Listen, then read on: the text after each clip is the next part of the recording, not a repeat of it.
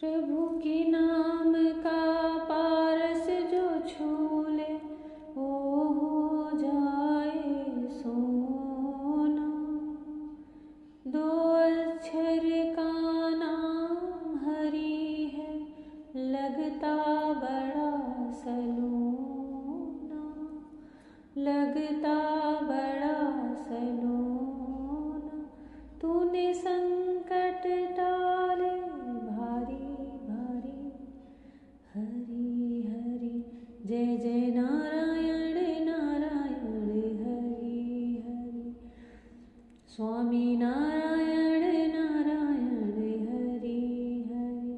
तेरी लीला प्रभु जी न्यारी न्यारी, हरि हरि। तेरी महिमा प्रभु जी प्यारी प्यारी, हरि हरि। जय जय नारायण नारायण हरि। जय श्री कृष्णा, जय श्री कृष्णा। मेरी सोल फैमिली आध्यात्म आपके अपने चैनल पर मैं नंदा आप सबका बहुत बहुत स्वागत करती हूँ। आज महाअष्टमी और नवमी का महापर्व है, महातिथि है। आप सबको माता रानी की, अम्बे माता की बहुत सारी आशीर्वाद और कृपा मिले। श्रीमद् भागवत महापुराण का 6वां स्कंद चल रहा है। अजामिल की कथा प्रारंभ हो चुकी है। महापापी अजामिल अंत समय में अपने पुत्र नारायण को मोहवश पुकारते समय उस गति को प्राप्त हुआ जिसे बड़े बड़े योगी तपस्वी लोग भी चाहा करते हैं। श्री सुखदेव जी कहते हैं, परीक्षित, वह मूर्ख इसी प्रकार अपना जीवन बिता रहा था कि मृत्यु का समय आ पहुंचा। अब वह अपने पुत्र बालक नारायण के संबंध में ही सोचने विचारने लगा। इतने में ही अजामिल ने देखा कि उसे ले जाने के लिए अत्यंत भयावने 3 यमदूत आए हैं। उनके हाथों में फांसी है, मुंह टेढ़े मेढ़े हैं, मुंह टेढ़े टेढ़े हैं और शरीर के रोए खड़े हुए हैं। उस समय बालक नारायण वहां से कुछ दूरी पर खेल रहा था। यमदूतों को देखकर अजामिल अत्यंत व्याकुल हो गया और उसने बहुत ऊंचे स्वर से पुकारा, नारायण। वह अपने पुत्र को पुकार रहा था। वह उसके 10वें पुत्र का सबसे छोटा पुत्र था और उससे अजामिल का बड़ा स्नेह था।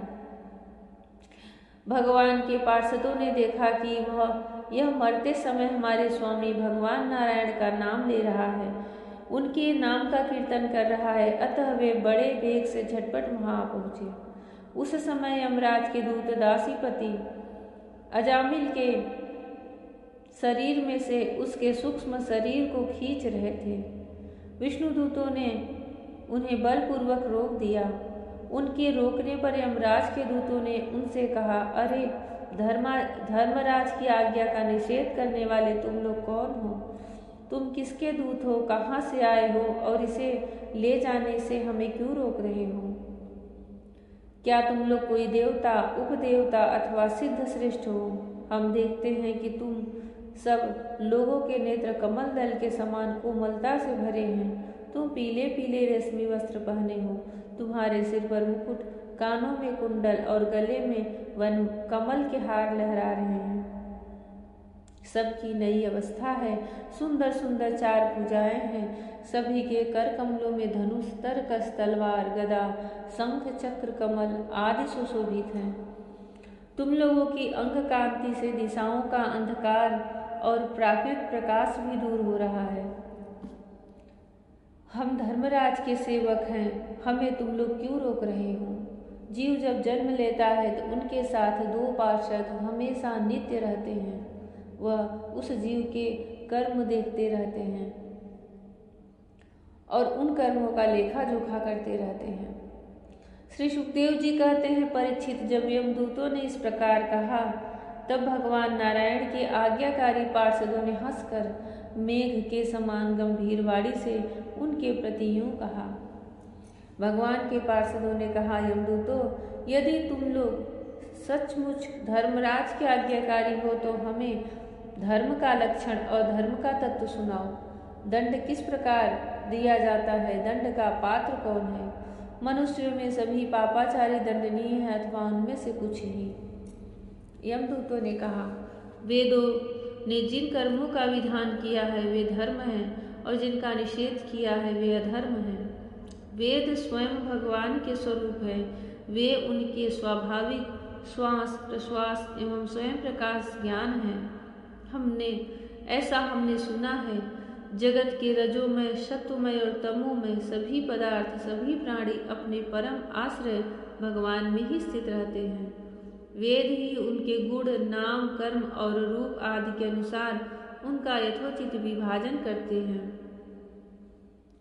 जीव शरीर अथवा मनोवृत्तियों से जितने कर्म करता है उसके साक्षी रहते हैं। सूर्य, अग्नि, आकाश, वायु, इंद्रियां, चंद्रमा, संध्या, रात, दिन, दिशाएं, जल, पृथ्वी, काल और धर्म। देखिए, जीव जो भी कर्म मन से भी जो कर्म करता है, शरीर अथवा मनोवृत्तियों से जितने कर्म करता है उसके साक्षी सूर्य, अग्नि, आकाश, वायु, इंद्रियां, चंद्रमा, संध्या, रात, दिन, दिशाएं, जल, पृथ्वी, काल और धर्म, यह सब उसके साक्षी रहते हैं। इनके द्वारा अधर्म का पता चल जाता है और तब दंड के पात्र का निर्णय होता है। पाप करने वाले सभी मनुष्य अपने अपने कर्मों के अनुसार दंडनीय होते हैं। निष्पाप पुरुषों जो प्राणी कर्म करते हैं उनका गुणों से संबंध रहता है, इसलिए सभी से कुछ पाप और कुछ पुण्य होते ही हैं। और देहवान होकर भी कोई पुरुष कर्म किए बिना रह ही नहीं सकता। इस लोक में जो मनुष्य जिस प्रकार का और जितना अधर्म या धर्म करता है वह परलोक में उसका उतना ही और वैसा ही फल भोगता है। देव शिरोमणियों, सत्व, रज और तम तीन प्रकार के गुणों के भेद के कारण इस लोक में भी तीन प्रकार के प्राणी दिख पड़ते हैं, पुण्यात्मा, पापात्मा और पुण्य पाप दोनों से युक्त, अथवा सुखी दुखी और सुख दुख दोनों से युक्त। वैसे ही परलोक में भी उनकी त्रिविधता का अनुमान किया जाता है। वर्तमान समय ही भूत और भविष्य का अनुमान करा देता है। समय ही भूत और भविष्य का अनुमान करा देता है। वैसे ही वर्तमान जन्म के पाप पुण्य भी भूत और भविष्य के जन्मों के पाप पुण्य का अनुमान करा देते हैं। हमारे स्वामी अजन्मा भगवान सर्वज्ञ यमराज सबके अंतःकरणों में ही विराजमान है, इसलिए वे अपने मन से ही सबके पूर्व रूपों को देख लेते हैं। वे साथ ही उनके भावी स्वरूप का भी विचार कर लेते हैं। जैसे सोया हुआ अज्ञानी पुरुष स्वप्न के समय प्रतीत हो रहे कल्पित शरीर को ही अपना वास्तविक शरीर समझता है, सोए हुए अथवा जागने वाले शरीर को भूल जाता है, वैसे ही जीव भी अपने पूर्व जन्मों की याद भूल जाता है और वर्तमान शरीर के सिवा पहले और पिछले शरीरों के संबंध में कुछ भी नहीं जानता। सिद्ध पुरुषों, जीव इस शरीर में 5 कर्मेंद्रियों से लेना देना, चलना फिरना आदि काम करता है। 5 ज्ञानेंद्रियों से रूप रस आदि 5 विषयों का अनुभव करता है। 5 ज्ञानेंद्रियों से रूप रस आदि 5 विषयों का अनुभव करता है और 16वें मन के साथ 17वां एवं स्वयं मिलकर अकेले ही मन, ज्ञानेंद्रिय और कर्मेंद्रिय इन तीनों विषयों को भोगता है। जय श्री कृष्ण। इस समय अजामिल के सामने उनके सूक्ष्म शरीर को जब यमदूत उसके देह से खींच रहे थे तो भगवान के पार्षदों ने उन्हें रोक लिया, सिर्फ इसलिए कि वह मरते समय अपने सबसे छोटे पुत्र को मोहवश नारायण जिसका नाम था उन्हें पुकारा। नारायण शब्द सुनकर के वहाँ पर उनके भगवान श्री हरि के पार्षद आ गए और यमदूतों को उसके सूक्ष्म प्राण को, सूक्ष्म शरीर को देह से निकालने के लिए रोक दिया और पार्षदों से कहा कि तुम धर्मराज के दूत हो। यमराज को धर्मराज भी कहते हैं, तो हमें धर्म का अर्थ बताओ। अब यमराज के दूत उन्हें इस सूक्ष्म और बारीक धर्म के विषय में उन्हें बता रहे हैं। बहुत ही सुंदर प्रसंग है और बहुत ही धर्मयुक्त प्रसंग है। जब यमदूतों का यह प्रसंग संवाद समाप्त होता है तब भगवान के पार्षद उनको सच्चे धर्म का अर्थ बताते हैं। इस प्रसंग को, इस कथा को पूरा अवश्य सुने। यह भगवान के भक्त की, भगवान के नाम की महिमा का बहुत ही पुण्यदायी प्रसंग है।